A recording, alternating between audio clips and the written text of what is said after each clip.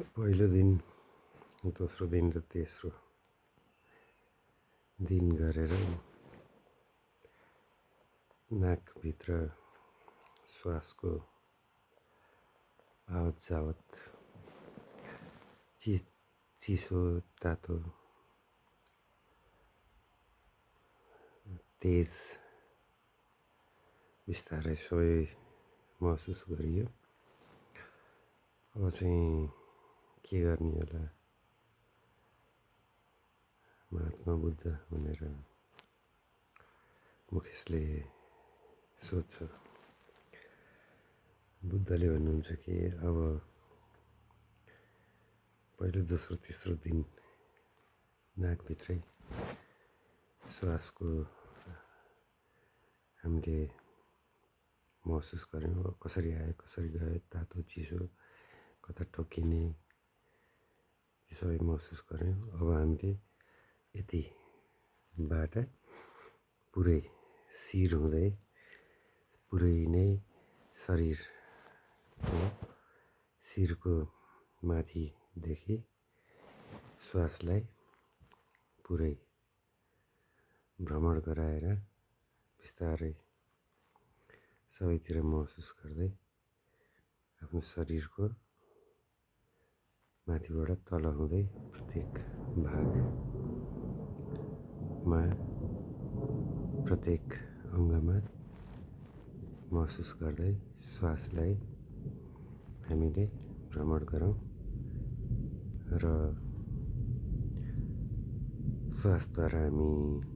महसुस गरौँ कि प्रत्येक शरीरका बाहिरी भित्री भागमा के कस्तो किसिमको महसुस हुन्छ, कतै दुखाइ छ, कतै कम्पन छ, कतै अरू किसिमको जस्तोसुकै अनुभव छ, चिलाउने अथवा कतै अरू किसिमका केही अनुभव छन् भने हामीले मात्र शरीरलाई केही समय हरेक शरीरका माथिदेखि तलको भागमा भ्रमण गराउँदै महसुस गर्ने र कुनै प्रतिक्रिया नदिने। यो गर्दाखेरि हामीलाई अनेक विचार, सोचाइ, कल्पनाले हामीलाई अवरोध खडा गरिरहन्छ, बाधा अड्चन खडा जस्तो भइरहन्छ। तर हामी मात्र श्वासद्वारा पुरै शरीरलाई माथिदेखि तलसम्म बिस्तारै भ्रमण गराउँदै, यात्रा गराउँदै, हिँडाउँदै जाऊँ र बिस्तारै फेरि आएका विचार सोचाइहरूलाई जस्तो आउँछन् त्यस्तै सहज तरिकाले बाहिर जान दिउँ। सहज तरिकाले आउँछन्, सहज तरिकाले जान्छन् र हामीले अर्को के महत्त्वपूर्ण कुरा बुझ्नुपर्छ भने हाम्रो शरीरको प्रत्येक भागमा श्वासद्वारा भ्रमण गराउँदाखेरि त्यो ठाउँमा भ्रमण गराउनु अथवा चाहिँ त्यहाँ हामीले कस्तो किसिमको स्थिति भइरहेको छ महसुस गर्नलाई अलिकति अप्ठ्यारो जस्तो हुन्छ। तर हामीले आएका विचार सोचाइलाई सहजै आएको विचार सोचाइलाई सहजै जान दिएर फेरि हाम्रो ध्यान श्वासमा नै केन्द्रित गरौँ र शरीरका प्रत्येक भागमा हामीले निरीक्षण गरौँ, भ्रमण गरौँ र यो गर्दा हामीलाई पुराना विचार पुराना सोचाइ आइरहन्छ। त्यसले हामीलाई अनेक बाधा महसुस गरिरहन्छ र हामीले के महत्त्वपूर्ण कुरा विश्वास गर्नुपर्छ भने हाम्रो मन मस्तिष्क दिमागमा पुराना कुराहरूले विगतमै धकेल्न खोज्छ। तर हाम्रो हरेक मानिसको प्राणीको शरीर र अस्तित्व त्यही भए जस्तो महसुस भए पनि प्रत्येक सेकेन्ड मिनेट घन्टा दिन महिना गरेर वर्षमा मानिस अथवा कुनै पनि प्राणी त्यही रहेको हुँदैन। हामीले विगतमै हामीलाई पुर्याउनु हाम्रो वास्तविकता र सत्यता नरहने, किनकि कुनै पनि मानिस अथवा प्राणी वर्तमानमा जे छ त्यो नै यथार्थ हो, त्यो नै वास्तविकता हो र त्यो नै सत्यता हो। त्यसैले वर्तमानलाई स्वीकारौँ, विगतलाई हामी विगतकै एउटा स्मरणमा मात्र कायम गरौँ र वर्तमान हाम्रो राम्रो सहज सुदृढ हुँदै गइसकेपछि हाम्रो भविष्य त्यसले नै निर्माण गर्छ, त्यसले नै अझै सुदृढ र सहज बनाउँछ। त्यसैले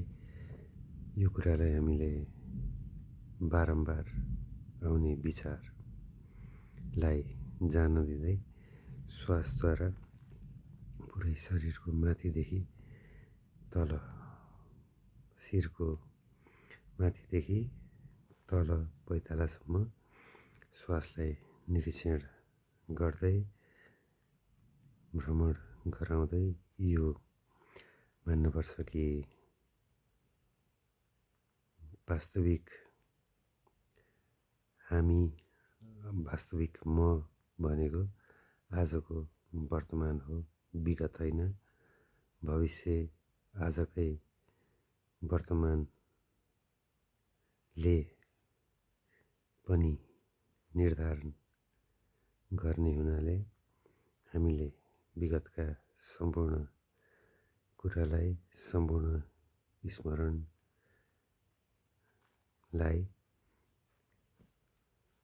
हटाउँदै त्यसलाई पन्छाएर पुरै शरीरलाई श्वासद्वारा निरीक्षण गरेर वर्तमानमै जिउन र वर्तमानलाई स्वीकार गर्नको लागि हामीले बारम्बार हाम्रो शरीरलाई, हाम्रो मनलाई शुद्धिकरण गर्नको लागि श्वासद्वारा ध्यानको प्रक्रियालाई निरन्तरता दिँदै गएको खण्डमा हाम्रो शरीर र हाम्रो मन सधैँ नै शुद्ध हुने, सहज हुने, सरल हुने, स्पष्ट हुने र शान्त हुने हुन्छ। त्यसले गर्दा हामीले बारम्बार आउने विचार, बारम्बार आउने सोचाइलाई पर फालेर वर्तमानलाई सुदृढ बनाउनको लागि, वर्तमानलाई परिमार्जित बनाउनको लागि आएका सम्पूर्ण विचार सोचाइहरू अधिकांश विगतका स्मरण, विगतका कुराहरू नै रहने कारणले गर्दाखेरि विगत हाम्रो जिन्दगी होइन, हाम्रो जिन्दगी भनेको वर्तमान नै हो। र यदि हामीले हाम्रो शरीरलाई श्वासद्वारा पुरै शुद्धिकरण, परिमार्जित र शान्त गराउन सकेको खण्डमा हाम्रो पुरै शरीर नै बिस्तारै हाम्रो मनद्वारा, हाम्रो विचारद्वारा, सोचाइद्वारा चल्ने हाम्रो जीवन र शरीर पुरै नै परिमार्जित हुन जान्छ र बिस्तारै हाम्रो पुरै शरीरले नै हाम्रो नयाँ आउने विचार, नयाँ आउने सोचाइलाई नै स्वीकार गर्दै सबै कुराहरू सहज हुँदै शान्तिमय तरिकाले अगाडि बढ्ने गर्छ।